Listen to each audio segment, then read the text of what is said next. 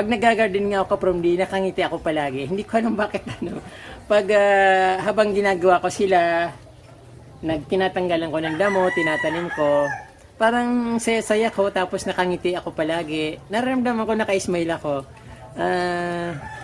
Hindi ko alam, parang kinakausap ko sila. Tulin ko na siya ngayon. Kasi nasa paso lang siya.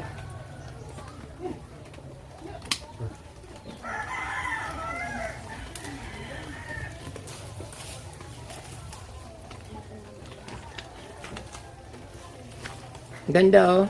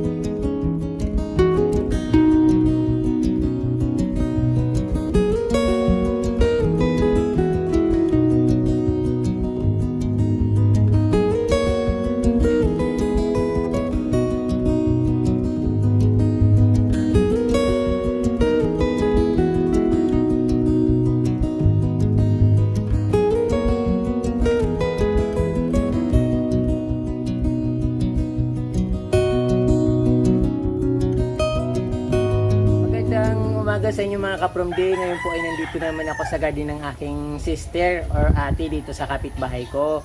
So ngayon kasi nakikita ko talagang pinabayaan niya na yung kanyang halaman. Parang minsan niya sinasabi niya na ayaw niya ng maghalaman. Minsan binibigay niya na sa akin yung mga halaman niya. Pero sayang kasi ka-from day, napakaganda ng kanyang garden kahit na maliit. Pero napakaganda at konting ayos lang maganda na. So kaya ngayon ka-from day, ang i-retouch ko naman yung garden ng ate ko para bumalik sa kaayusan. Kasi pinabayaan niya na marami nang tumutubong damo, wala na yung mga pagkakaayos niya, parang yung mga halaman na tumbang nangyari sa halaman niya kasi pinapabayaan niya. So parang wala na siyang time. But actually marami siyang time, talagang tinatamad lang siya. So ayun ka-from day, kaya nga po nandito ako para ayusin ko siya. At siyempre gusto kong gumanda ulit dahil sayang kasi nasasayang ako sa ganda ng pinagpaguran niya dito na garden. At katulad nung ginawa ko, naghahakot din siya ng mga puting bato, kaya ito napakaganda at napakaaliwalas ding tingnan. Kung nakikita nyo naman, ayan dito parang konting ayos lang at muli siyang gaganda. So ayun ka-from day, ang gagawin ko dito. Siyempre ano bang gagawin ko dito? Siyempre yung tatanggalin ko yung mga damo, na mga ligaw na damo, at iayos ko yung mga dapat iayos. Simulan na natin kasi umiinit na at madilim na naman doon sa kabilang, sa bandang sunset. Tapos yung araw papataas na kasi ay alas 9 na ng umaga. At sigurado mga 30 minutes na lang, siguradong tatamaan na akong araw dito. Kasi masyado nang maliwanag at siyempre umiingat din ako sa aking balat kasi sobrang negro na talaga ako, sobra. Ayan po ka-from day.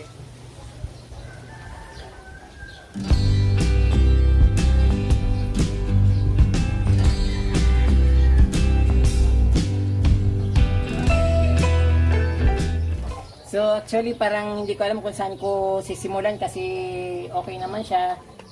At yun, maraming alang damo-damo.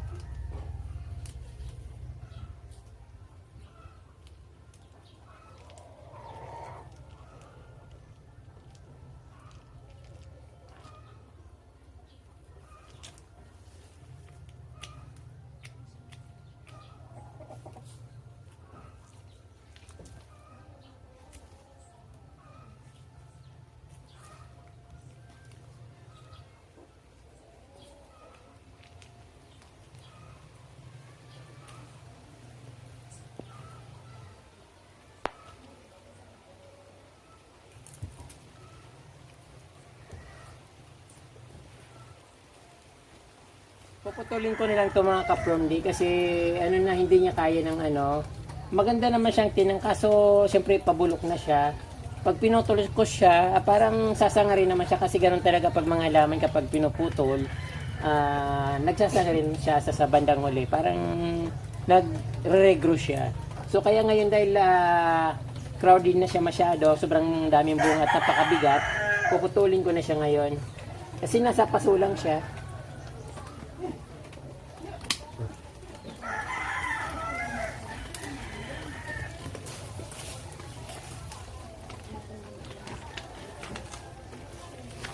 Ganda oh. Magandang pang-decor sana pang Christmas ka ano. Pero kinakain ng daga.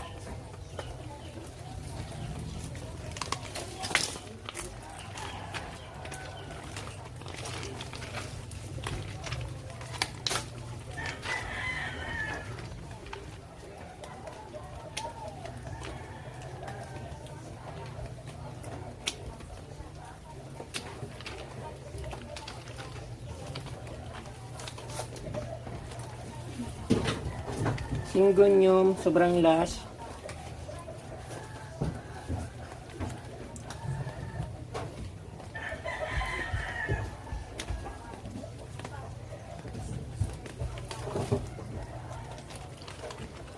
Sabi ng ate ko sa akin na lang daw itong mga halaman niya. O wala rin naman ako paglalagyan nung kaya ang gagawin ko, ayusin ko lang siya dito. Kasi alam ko gusto niya rin to kaya lang hindi niya alam kung anong gagawin niya. Kaya ako na lang ang gagawa. Pag nag-garden nga ako from D, nakangiti ako palagi. Hindi ko alam bakit ano. Pag habang ginagawa ko sila, tinatanggalan ko ng damo, tinatanim ko, parang saya ko tapos nakangiti ako palagi. Nararamdaman ko naka-smile ako. Hindi ko alam, parang kinakausap ko sila.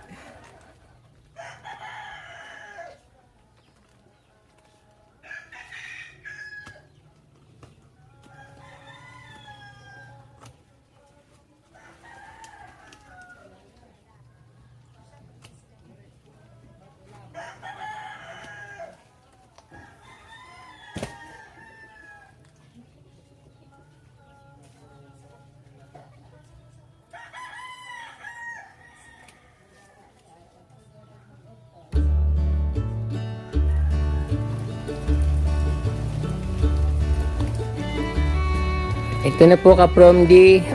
Naayos ko na yung garden ng ate ko.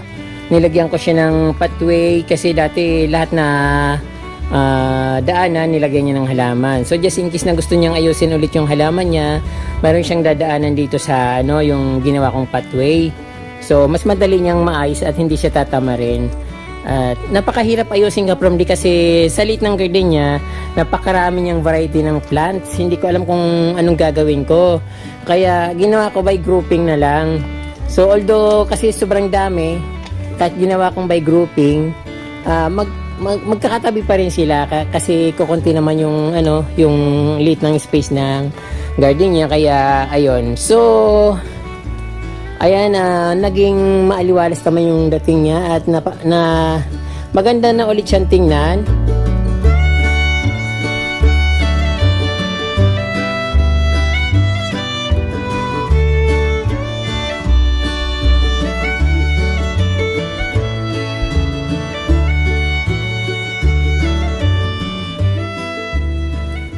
Ayan.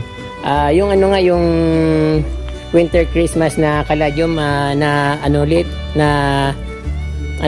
natago ulit kasi dati inayos ko na siya. So ayun, pinabayaan niya ulit. Kaya ayun, hindi ko masyadong napansin kanina pero later gagawin ko ulit siya para makita ulit sa liwanag yung winter Christmas na kaladium niya o white Christmas.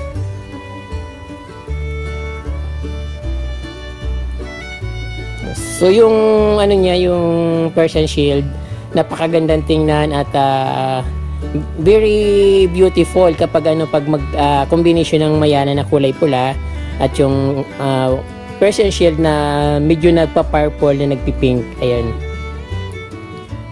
Then yung dito naman, yung sa variegated na red cane, hindi ko na siya binawasan kasi maganda sa kanya yung lush At yung bumabagay sa mga dito sa puting bato,